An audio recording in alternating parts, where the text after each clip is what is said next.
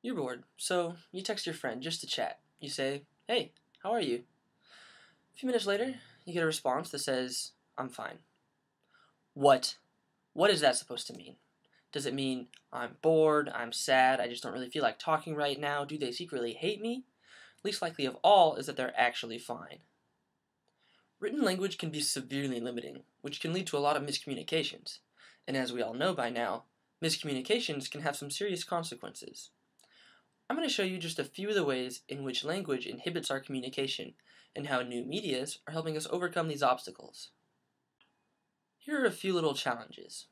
First, try to explain to me the color blue without using colors. Now, try to tell me how you feel when you feel sad. And lastly, tell me how much wood could a woodchuck chuck if a woodchuck could chuck wood. Chalk that last one up to the mysteries of life, but those first two are great examples of how limiting language can be. It has severe difficulties in expressing ideas such as colors or emotions. After all, how can we express such a wide range of emotions? Funny cat picture.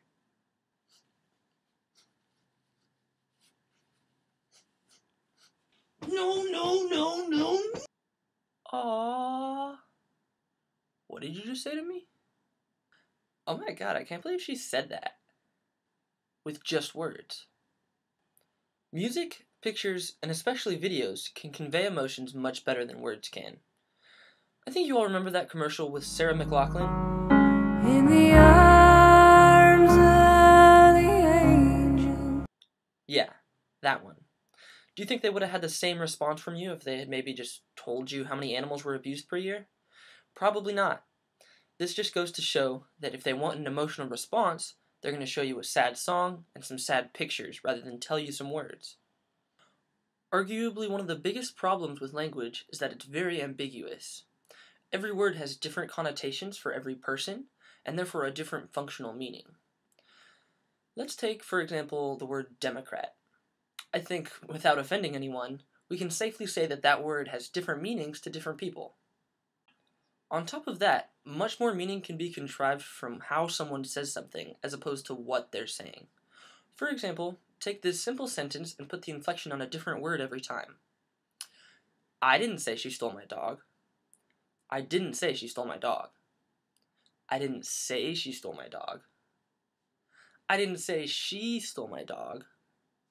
I didn't say she stole my dog. I didn't say she stole my dog. I didn't say she stole my dog. You see, with an inflection on the different word every time, there's a different meaning to each sentence. How can we possibly convey that much meaning through a simple written sentence? Another problem with language is that it is linear. If I spoke like I thought, you would probably think I have ADD, which is not the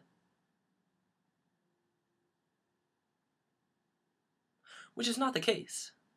My brain simply moves faster than I can either read or speak, and so language slows down how we communicate. So now let's look at some forms of new media. To start, let's take Wikipedia. While a Wikipedia entry begins as a simple article, it links to a number of other sources so that your research can take tangents just like your mind does.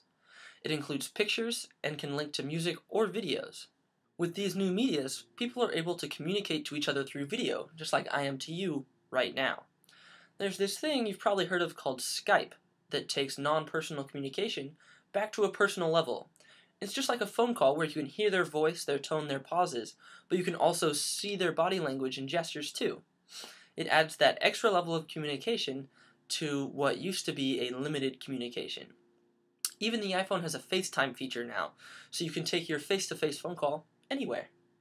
New advances in technology are being made every day, like 3D film, cloud storage, 4G. Who knows how we'll be communicating in the next 20 years? One might think that as our society becomes more educated, our language usage would increase. I predict, though, that as technologies progress, written language becomes used less and less frequently because we have more efficient forms of communication. Imagine driving down the freeway and having a virtual person directing you, or, more realistically, having an incredibly detailed map right on your phone. Sorry, Apple Maps, not good enough. The more we progress, the more obsolete language becomes. And so I think that in the next 20 years or so, you'll see less of an emphasis on teaching language in schools and teaching communication through technology. I could be wrong though. Hell, I very frequently am. But technology is helping me communicate this message to you right now, and I can't wait to see where technology takes us next. So thanks for watching. Now, I'm gonna go play some video games with my friend in Canada. See ya!